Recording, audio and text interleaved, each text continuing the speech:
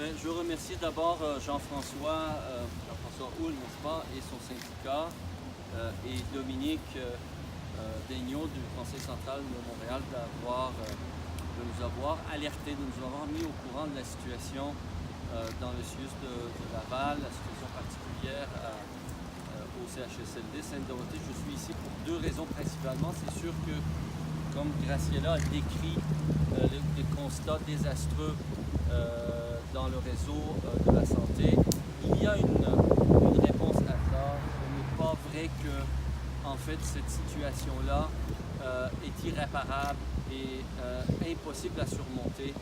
Il y a une raison, en fait, pour laquelle on est dans cette situation-là, et je voudrais apporter une nuance que je répète à toutes les fois que j'en ai l'occasion. Ce n'est pas à cause de la direction de cet établissement. Ce n'est pas eux les principaux responsables. Ce n'est même pas Gaétan Barrette qui est responsable de cette situation désastreuse. C'est les orientations économiques de plusieurs gouvernements depuis au moins 20 ans qui ont décidé de restreindre ce qu'ils appellent les restrictions budgétaires, la loi du déficit zéro, ce que nous connaissons aujourd'hui comme l'austérité permanente dans auquel on condamne nos services publics depuis plus de 20 ans. La gestion autoritaire du réseau,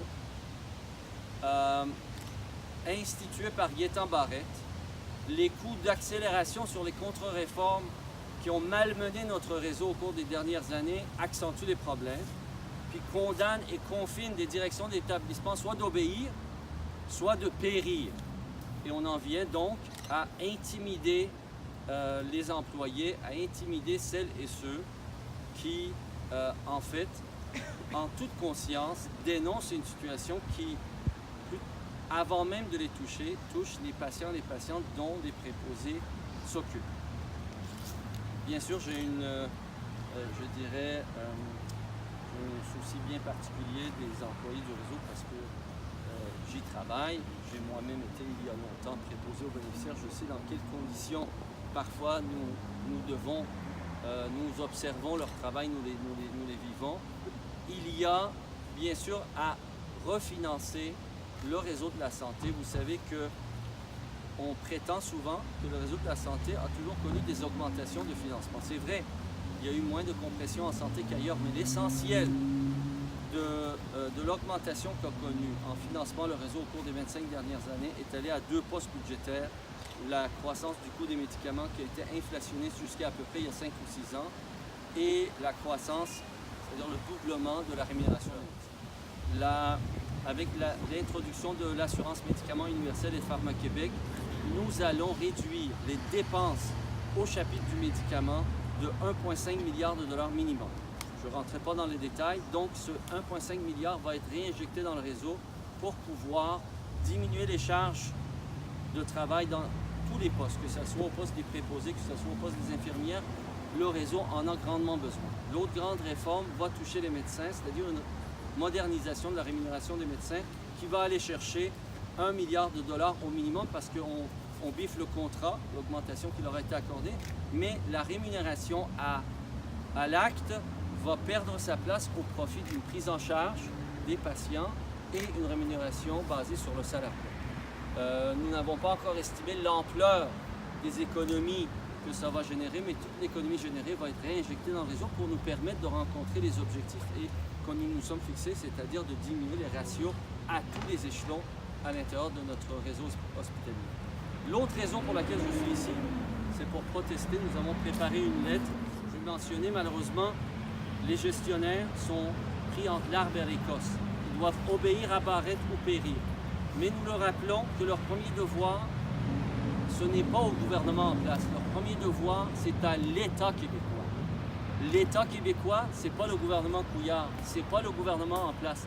L'État québécois, c'est le peuple du Québec à travers ses institutions.